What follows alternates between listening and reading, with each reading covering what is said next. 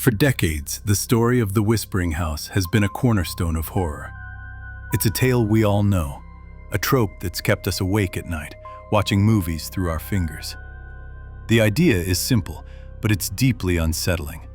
A house that isn't just haunted, it's alive. A house that murmurs secrets, where voices drift from empty rooms, and the walls themselves seem to hold their breath and watch you. We've seen it in countless books and films, from Gothic manors hiding dark family secrets to modern homes built on cursed ground.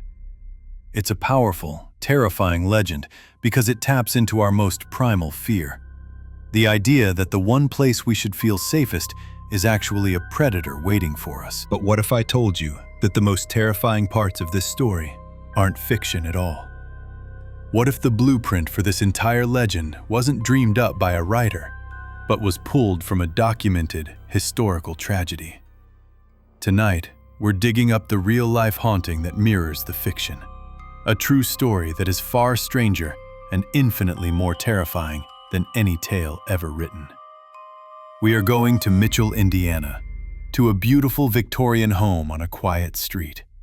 A place that, for over a century, has been collecting a history of profound grief and inexplicable terror. A place known today as Whispers Estate. The Whispering House is a classic horror trope for a reason. It's more than just a ghost story. It's psychological warfare. In novels like Elizabeth Brooks's The Whispering House, a grieving woman visits an old estate and gets tangled in its dark history, where portraits seem to shift and shadows have a life of their own. Other stories follow ghost hunters and paranormal investigators, like in Dawn Merriman's work, where a mansion full of secrets whispers clues to an unsolved murder. These tales are built on atmosphere, on a slow burn dread that turns the house itself into the main character. The whispers are often a lure, a siren song, promising to reveal forbidden knowledge, pulling the heroes deeper into the house's dark heart. The elements are always familiar. A tragic past, trapped spirits, and the discovery of a hidden room or a dusty journal that peels back the layers of a forgotten crime. The house becomes a metaphor for repressed trauma. Its whispers the echoes of unspeakable acts. We enjoy these stories from a safe distance, secure in the knowledge that they are just that, stories. But in the small city of Mitchell, Indiana, that safe distance completely evaporates. There stands a 3,700 square foot Victorian home, built in 1894. From the outside, it looks pleasant, almost idyllic. But its history is so steeped in tragedy and so filled with paranormal activity that it has been called one of the most haunted places in America. The activity here isn't some vague legend. It's specific, it's personal, and it's tied to the documented suffering of one family in particular. The story of Whispers Estate doesn't just echo fiction. In many ways, it's the horrifying original manuscript. And it all begins not with a ghost, but with a doctor. In 1899, the house was bought by Dr. John Gibbons and his wife, Jessie. Dr. Gibbons was a prominent, respected physician, and for more than 20 years, he ran his medical practice right out of the first-floor rooms of his home. The couple was known for their generosity, especially their willingness to adopt and care for orphan children, offering them a home when they had nowhere else to go. By all accounts, they were trying to build a happy life within those walls. But the house, it seems, had other plans. The foundation of hope the Gibbons family laid would soon be shattered by a series of relentless, soul-crushing tragedies. The first documented tragedy to hit the Gibbons family is one of almost unspeakable horror. It revolves around their 10-year-old adopted daughter, Rachael. According to historical accounts, on Christmas morning, she snuck downstairs into the front parlor, probably excited to see the presents near the fireplace. In a terrible accident, she got too close to the flames, and her clothes caught on fire. Rachael was severely burned. For 2 agonizing days, she clung to life in an upstairs bedroom before she finally died.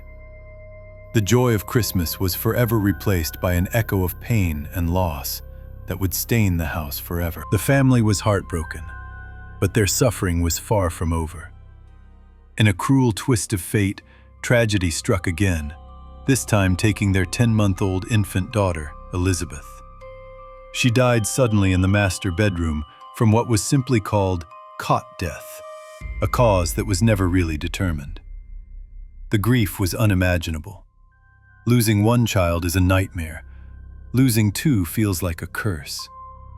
For Jessie Gibbons, the weight of it all became too much. Already weakened by sorrow, she contracted double pneumonia.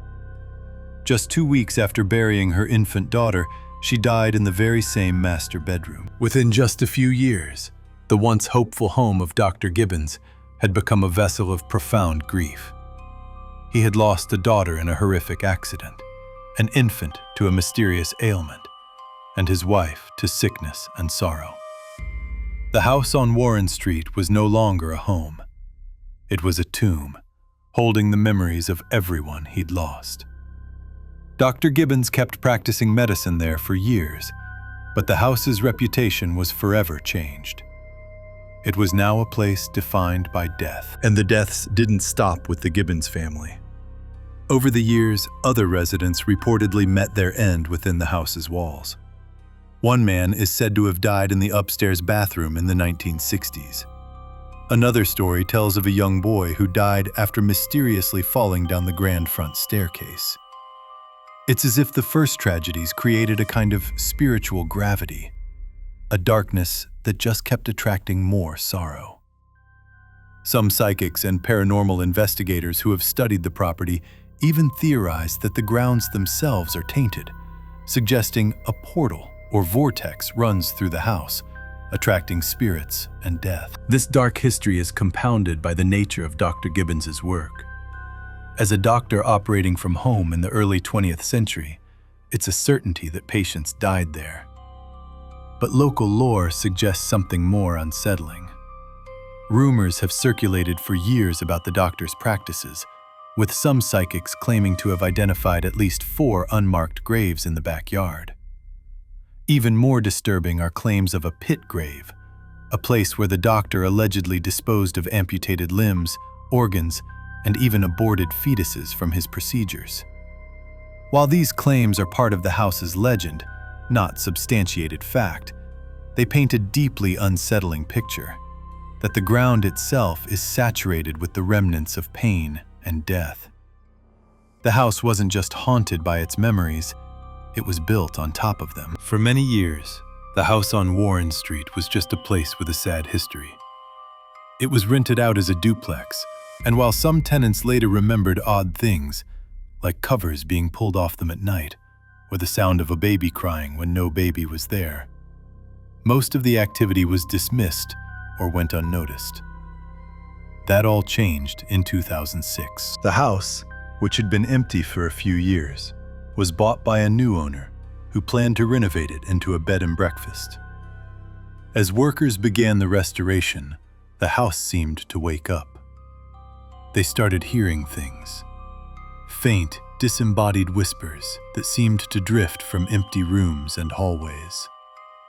The activity became so frequent and so clear that the owner gave the property its new, now infamous name, Whispers Estate. It was as if the renovations had disturbed decades of sleeping grief, and for the first time, the house was speaking. Since then, Whispers Estate has become a world-renowned hotspot for paranormal activity, attracting ghost hunters, TV crews, and curious visitors from all over. The reported phenomena are extensive and chillingly specific, tying directly back to the tragedies that happened there. The house isn't just making random noises, it's replaying its own history. The most active and emotionally charged area is the second floor, where the Gibbons family lost so much. The master bedroom, where both baby Elizabeth and her mother Jessie died, is a focal point of intense activity. Guests report waking up to the distinct sounds of labored, raspy breathing and coughing, believed to be the echoes of Jessie's final moments. Some have even reported a terrifying pressure on their chest, as if someone is sitting on them. A frequent and well-documented event is the closet doorknob. Visitors have watched and recorded it jiggling violently on its own before the door suddenly swings open, sometimes over and over again. And in the quietest moments, people have reported the distinct smell of baby powder wafting through the room, a phantom scent connected to the infant who died there. Then there is the spirit of Rachael, the 10-year-old girl who died in the fire. Her presence is felt most often in the room where she passed away, but her playful, sometimes mischievous energy pops up all over the house. People report hearing the faint sounds of a little girl running, and sometimes her apparition is seen for just a second. She's known to interact with investigators, sometimes touching them or pulling on their clothes. One former resident from the 1980s, who lived in what was once Rachael's room, recalled his bed covers being pulled off him every single night. An event he shrugged off at the time, but now connects to the house's haunting lore. The sheer volume of documented experiences in this house is staggering. We're moving from tragic history into the realm of an active, present-day haunting. If you're finding this dive into the real story as chilling as I am, take a moment to subscribe for more investigations into the places where truth is far scarier than fiction. Your support helps us uncover these forgotten histories. Now, let's turn our attention to the darker things that are said to occupy the estate. While the spirits of the Gibbons family are tragic figures, not all the entities at Whispers Estate are so benign. The first floor, which housed Dr. Gibbons' medical practice, is said to carry a much heavier, more intimidating energy. This is where patients would have waited, where surgeries might have happened, and where an unknown number of people likely took their last breath. Investigators and visitors frequently report seeing a large, dark shadow figure in this area, a presence that's been nicknamed Big Black. Psychics have claimed this entity isn't human, but something older and more inhuman that has attached itself to the house, drawn in by all the suffering. It's often seen lurking in the doctor's old office, and while it's not usually described as violent, its presence is said to be utterly terrifying. There are also unsettling accounts related to the spirit of Dr. Gibbons himself. While his life was marked by tragedy, some encounters suggest a more predatory side to his spirit. Several female visitors have reported hearing a man's voice whispered directly in their ear, and some have even reported being touched or grabbed inappropriately, especially in the rooms that were once his office. This lines up with darker, unsubstantiated rumors that circulated about the doctor during his life, hinting at improper behavior with female patients. Whether this is the true spirit of a complicated man or another entity mimicking him is impossible to know, but it adds a disturbing layer to the haunting. The activity at Whispers Estate has been documented extensively with modern paranormal investigation tools. Investigators regularly capture electronic voice phenomena, or EVPs, recording disembodied voices that seem to answer direct questions. They use equipment like K2 meters and REM pods, which light up in response to energy, and these devices often go haywire in the most active rooms. There are countless hours of footage from the house, showing doors opening, objects moving, and shadow figures darting across hallways. One paranormal team even captured footage of what they believe was a possession, where one of their members was seemingly overcome by an outside force in the old servants' quarters. Today, Whispers Estate operates as a destination for paranormal tourism. You can take a historical flashlight tour or, if you're brave enough, book an overnight investigation and spend the night locked inside, from dusk until dawn. It's been featured on numerous television shows on the Travel Channel and Sci-Fi, and is consistently talked about as one of the most active haunted locations in the United States. The owners don't need to embellish the stories. The house speaks for itself, night after night. This brings us right back to where we started, the legend of the Whispering House.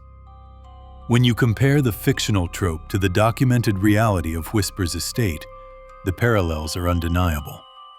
But it's the differences that make the true story so much more disturbing. Fictional whispering houses are often haunted by a single dramatic event, a hidden murder, a secret betrayal. Their ghosts are plot devices. But Whispers estate isn't haunted by a single event. It's haunted by a slow, brutal cascade of real-world human suffering. The spirits here aren't nameless ghouls. They are Rachael, Elizabeth, and Jessie Gibbons. They are tied to the house not by a curse, but by the unbearable weight of grief, sickness, and tragic accident. The horror doesn't come from a vengeful spirit. It comes from the verifiable, historical record of a family that was systematically destroyed. The whispers in horror novels are often a malevolent force, trying to corrupt or drive people mad. At Whispers estate, the whispers that gave the house its name only really began after the 2006 renovations. This suggests something even more unsettling. The voices aren't a conscious lure, but an environmental recording. They are echoes of the past, imprinted on the very fabric of the building, replaying moments of pain and life and death. The house isn't trying to talk to you. You're just caught in the playback of its eternal, looping memory. And finally, the source of the darkness. In fiction, the evil is often a monster in the basement or a killer from the past. At Whispers estate, the darkness is born from something far more real, the fragility of human life. The terror isn't a demon, it's the historical fact of a 10-year-old girl burning to death on Christmas. It's an infant dying from an unknown cause, and a mother dying from what was likely a broken heart as much as a disease. It's the grim reality of early 20th century medicine, where a doctor's home could be a place of both healing and death, with its secrets potentially buried in the backyard. The fictional stories are designed to give us a contained thrill. We can close the book or turn off the TV. But the true story of Whispers estate offers no such comfort. It's a chilling testament to the fact that the most terrifying ghosts aren't born from fiction. They are born from real, unbearable pain. They are the residue of lives cut short and grief that was too heavy to ever fade. The legend of the Whispering House will always be a staple of horror, because it speaks to a deep fear we all share. But maybe the real horror isn't a house that wants to hurt you. It's a house that can't forget the hurt it has already endured. Whispers estate stands as a monument to that idea. It is a place where history refuses to stay in the past, where the suffering of the Gibbons family is so deeply embedded that it continues to cry out, to breathe, and to walk the halls more than a century later. Thank you for joining me on this journey into the dark heart of a real-life legend. If you want to explore more true stories that are stranger than fiction, make sure you subscribe and turn on notifications. Until next time, listen closely. You never know what the walls around you might be trying to say.